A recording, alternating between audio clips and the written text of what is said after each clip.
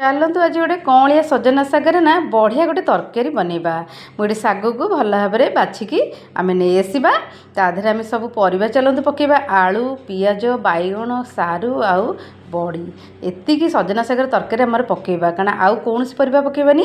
ଗୋଟେ ଗ୍ୟାସ୍ରେ ପ୍ୟାନ୍ ବସାଇଥିଲି, ତେଲ 2 ଚାମଚ ପକାଉଛି, ପଞ୍ଚଫୁଟଣ 1 ଚାମଚ, ବଡ଼ି 8-10ଟା ପକାଇବା। ପକାଇକି ତାକୁ ଭାଜିବା। ବଡ଼ିଟା ଭାଜି ହେଇଗଲା ପରେ ଆମେ ତା ଦେହରେ ଆଳୁ ପକାଇବା, ସାରୁ ପକାଇବା, ବାଇଗଣ ପକାଇବା। ଟିକିଏ ଆମେ ଭାଜିଦେଲା ପରେ ତା ଦେହରେ ଆମେ ପିଆଜ ପକାଇବା, କାରଣ ପିଆଜକୁ ଯଦି ଆମେ ତେଲ ଦେହରେ ଭାଜିବା ବହୁତ ଜୋରେ ମାନେ କଲର୍ ବ୍ରାଉନ୍ ହେଇଯିବ। ସେଥିପାଇଁ ଆମେ ପଛରେ ଭାଜିଲେ କ'ଣ ହେବ ନା ପୁରା ମାନେ ପରିବା ସାଙ୍ଗରେ ଅଳ୍ପ ଭାଜି ହେଇଯିବ।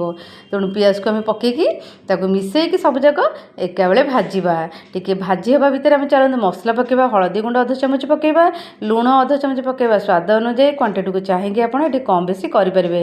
ଆମେ ଗୋଟେ ମସଲା ଚାଲନ୍ତୁ ବନେଇବା ଶାଗ ପାଇଁ। ମୁଁ ରସୁଣ 8-10 କୋଲା ପକାଉଛି, ସୋରିଷ 2 ଚାମଚ ନେବା, ଜିରା 1 ଚାମଚ ନେବା। ତାକୁ ଆମେ ଭଲ ଭାବରେ ପେଷ୍ଟ ବନେଇକି ନେଇ ଆସିବା। ତା ଦେହରେ ଆମେ ପେଷ୍ଟ ହେଇସାରିଲା ପରେ ଆମେ ତାର ଲଙ୍କାଗୁଣ୍ଡ 1 ଚାମଚ ପକାଇବା, ଲୁଣ ଅଳ୍ପ ପକାଇବା 1/2 ଚାମଚ, ହଳଦୀ ଗୁଣ୍ଡ 1/2 ଚାମଚ ପକାଇବା।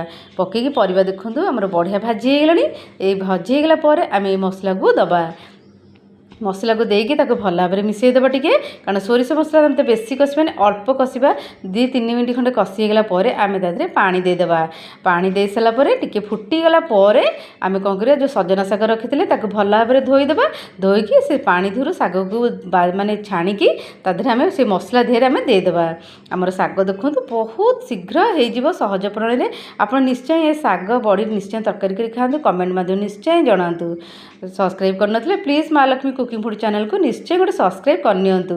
ଆମର ଶାଗ ଦେଖନ୍ତୁ ପୁରା ରେଡ଼ି ହେଇଗଲା। ମୁଁ ଗୋଟେ ପ୍ଲେଟ୍କୁ କାଢ଼ୁଛି। ଗରମ ଗରମ ନିଶ୍ଚୟ କରି